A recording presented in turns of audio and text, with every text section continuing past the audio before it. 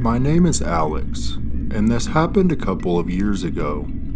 I was 14 at the time, and my family decided to take a summer vacation. I am from a small town in Georgia that sits at the foot of the Appalachian Mountains.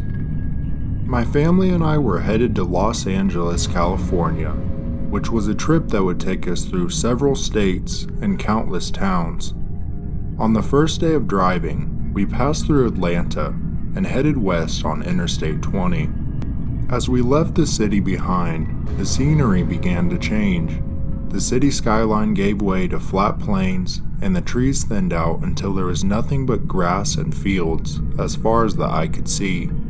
We stopped in Birmingham, Alabama for lunch and then continued on our way. The hours ticked by as we drove through Mississippi and Louisiana, watching the scenery change once again. The forest grew thicker and the humidity was almost suffocating. As we entered Texas, the sun began to set, casting an orange glow over the landscape. The road was long and straight, and we could see for miles in either direction. We drove for hours into the night until we came across a detour. The road was closed ahead, and we were forced to take a narrow gravel road through the back country. The road was barely wide enough for 2 cars, and the trees became so thick on either side that it was impossible to see anything beyond them. We were in the middle of nowhere, with no cell phone service and no sign of civilization. It was then that we saw her, the woman standing on the side of the road. She was dressed in all white, hair matted and dirty.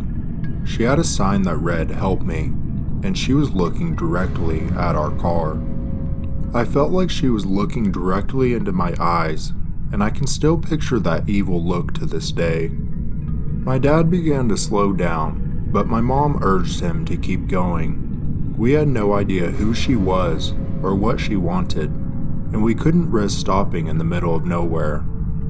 We drove on. The image of the woman burned into my memory. I couldn't shake the feeling that something was wrong, that we had made a mistake by not stopping and helping her.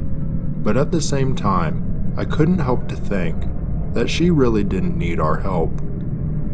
However, we had no other choice but to keep going, to try to make up for lost time in our journey. We eventually made it off that road and pulled into a motel for the night. I couldn't help but feel like we were being watched. The woman from the side of the road was still on my mind, and I couldn't stop picturing her hiding in every shadow outside the window. The rest of the trip was uneventful, and we finally arrived in Los Angeles. But I will never forget the woman and the feeling of unease that followed us the rest of our journey. It was a reminder that sometimes the scariest things are the ones that we can't explain, the ones that stay with us long after the trip is over. And the woman from the side of the road has definitely found a way to stick out in my mind to this day.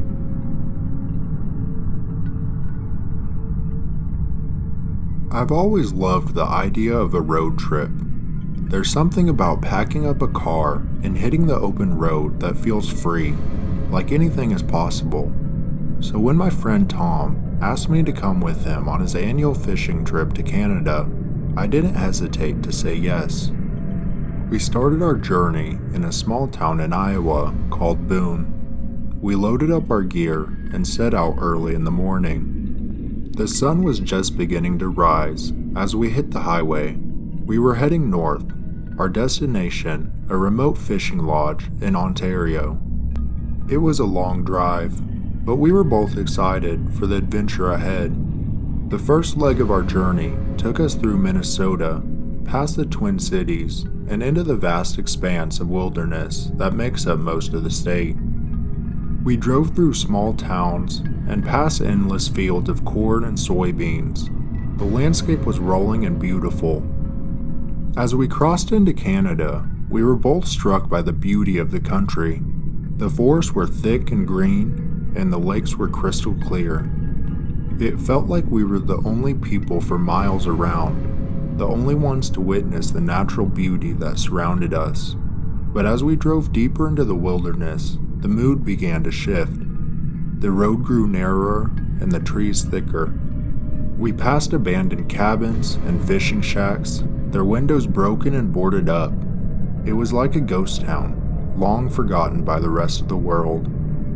As we pulled into the fishing lodge, we were both relieved to get out of the car. But the lodge itself was something out of a horror movie.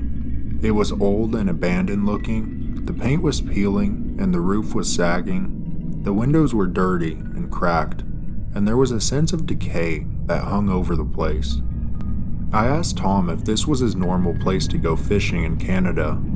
He said his normal spot wasn't open for the season yet, and that this was his first time coming to this particular spot. He was hopeful that it was better looking on the inside, but we were determined to make the best of our trip. We spent our days fishing on the lake, exploring the surrounding woods, and enjoying the peace and quiet. But as night fell, we began to hear strange noises coming from the woods. At first, it was just rustling in the bushes and the occasional snap of a branch. But then we started to hear something else. It was something that sounded like footsteps. Human footsteps. We tried to ignore it, telling ourselves it was just an animal or the wind. But deep down, it was hard to shake the feeling that we weren't alone. The noises had eventually faded, and we just forgot about them and fell asleep. One night, we decided to take a walk around the lake. It was a clear night, and the stars were shining brightly overhead, so we couldn't miss the chance. But as we walked, we heard something moving in the woods beside us. We couldn't shake the feeling that it had to be human. It was too big to be an animal, and too deliberate to be the wind. We tried to ignore it and keep walking, but that's when Tom stopped and started pointing directly into the woods. I desperately searched through the woods, trying to see what Tom was looking at, and I finally saw it. There was a figure, standing at the edge of the woods, watching us. It was too far away to make out any other details, but we could feel its eyes following us. We both quickly turned around and ran back to the lodge, our hearts pounding in our chest. We didn't sleep that night, both too afraid of what might be lurking outside our door. And in the morning, we decided it was finally time to leave. As we drove away, the memory of the figure standing in the woods stayed with us. We didn't talk much, each lost in our own thoughts, but we decided to stop and get gas at the gas station right outside the lodge. We pulled into the store and both immediately looked across the street to the woods. There was a man standing there watching us. We both froze, unsure of what to do. Was it the same man that was watching us from the woods the night before? Or was it just a coincidence? Tom suggested we should just drive away and stop at a different gas station. But I was curious. I wanted to know who this person was and why he seemed to be staring at us and following us. So I walked across the street, determined to confront him. As I got closer, I could see he was a middle-aged man with a scruffy beard and dirty clothes. He didn't look dangerous, but there was a desperation in his eyes that made me nervous. I asked him what he wanted, trying to keep my voice steady. He didn't answer at first, just staring at me with a mix of fear and defiance. He finally told me he was sorry, that he didn't mean to scare us, but he just needed some help. I was skeptical, but something in his tone made me pause. He explained that he had been living in the woods for the past few weeks, trying to survive on his own, but he had run out of food and was desperate for help. Tom and I talked it over, and we decided to give him some of our leftover supplies. It seemed like the right thing to do, and even though he scared us, we didn't want to leave him stranded in the middle of nowhere. We thought this would be the end of it, but we were both wrong. The day went by, and we ended up stopping for dinner in a small little diner. As we walked out of the restaurant into the parking lot, we noticed a man standing by Tom's truck. As we got closer, I realized it was the same man. He looked at us both as if he had never seen us and started asking for help again, telling us the same story about how he was trying to live on his own, but ran out of supplies. We both shrugged it off and got in the truck and quickly peeled out of there. We had no clue how he had been following us all this time, but one thing was for sure, and that was that he meant no good. But then things took an even darker turn. We had about 5 hours left in our journey, but the sun had already set a few hours ago, and Tom was getting way too tired to drive. I was awful at driving at night, so I agreed to pull into a rest stop and just take a quick nap in the truck. We woke up to the sound of a jiggling door handle, and I looked out my side and saw the same man staring at me with a crazed look in his eyes. When he noticed I was awake, he began scrambling around, looking for something to use to smash the window. I quickly woke up Tom, and he began calling the police. It felt like an eternity before we heard the sound of sirens in the distance. But finally the police arrived. By then, the man had already given up, seeing that we had called the police, but he was found hiding under a car in the corner of the lot. It turned out he was a drifter, someone who had fallen on hard times and was desperate for money. He had been following us, hoping to steal the rest of our supplies and any cash we had. It was a sobering experience, one that taught us the importance of being cautious on the road. We had gone from feeling invincible to feeling vulnerable, realizing that danger could be lurking around any corner.